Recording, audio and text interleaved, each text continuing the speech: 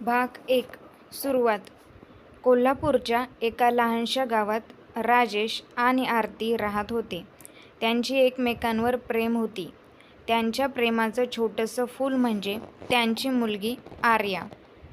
आर्या एक लहान निरागस मुलगी होती, जी तिच्या आई-वडिलांच्या प्रेमात न्हाली होती. राजेश एक शेतकरी होता. मेहनतीने भरलेल्या हातांनी त्याने आपल्या कुटुंबाचं पालन केलं होतं. आरती घराचं सर्व काही नीट सांभाळत होती. तिच्या हसऱ्या चेहऱ्याहून कधीही संकटाची सावली दिसत नव्हती. त्यांच्या घरात सदा आनंद भरलेला असायचा. भाग 2. संकटांची चाहूल. पण एके दिवशी राजेशला अचानक अस्वस्थ वाटायला लागलं. त्याच्या शरीरात जाणवणाऱ्या असह्य वेदनांनी त्याला घेरलं होतं. गावातील वैद्याने तपासून सांगितलं की त्याला काही गंभीर आजार आहे. शहरातील मोठ्या रुग्णालयात त्याला तपासणीसाठी घेऊन जायला हवं होतं. राजेश आणि आरती दोघंही चिंतेत होते. शेतातले उत्पन्न कमी होत चाललेलं आणि उपचारांसाठी लागणारा खर्च दोघांनाही कळत नव्हता. पण आरतीनं हार मानली नाही. तिने गावातल्या लोकांकडून थोडे पैसे गोळा केले आणि राजेशला शहरातल्या रुग्णालयात नेलं. भाग 3. उपचारांचा संघर्ष. शहरातल्या रुग्णालयात राजेशची तपासणी झाली.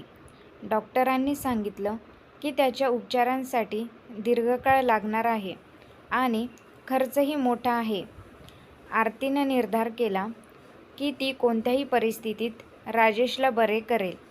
तिने शहरात काम शोधण्याचा निर्णय घेतला. आरतीनं एका हॉटेलात काम सुरू केलं. ती दिवसभर काम करत असे आणि रात्री राजेशच्या जवळ बसून त्याची काळजी घेत असे.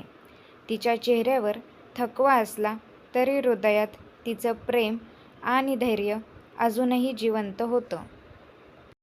भाग 4. आशेची किरण. एके दिवशी आर्याला शाळेतून एक निबंध स्पर्धेत पहिला क्रमांक मिळाला. आरतीला तिचा अभिमान वाटला. तिने आर्याला शाबासकी दिली आणि तिच्या यशाचा आनंद साजरा केला. आर्या आपल्या आईच्या प्रेमाची जाणीव ठेवून तिच्या पाठीशी उभी राहिली. डॉक्टरांनी सांगितलं की राजेशची प्रकृती हळूहळू सुधारत आहे.